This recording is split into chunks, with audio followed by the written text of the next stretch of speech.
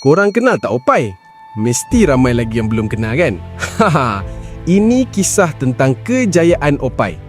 Opai atau Alif Awang, usahawan dan pempengaruh Malaysia, mengasaskan jenama minyak wangi OM Fragrances atau Opai Movement.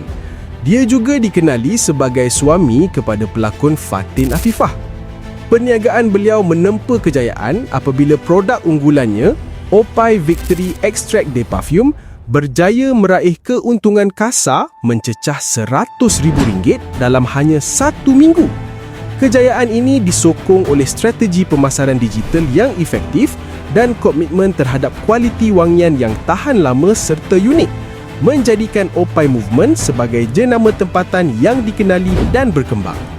Selain itu, dengan sifat pemurahnya, dia menyumbang 10% keuntungan perniagaannya kepada aktiviti sosial dan masyarakat.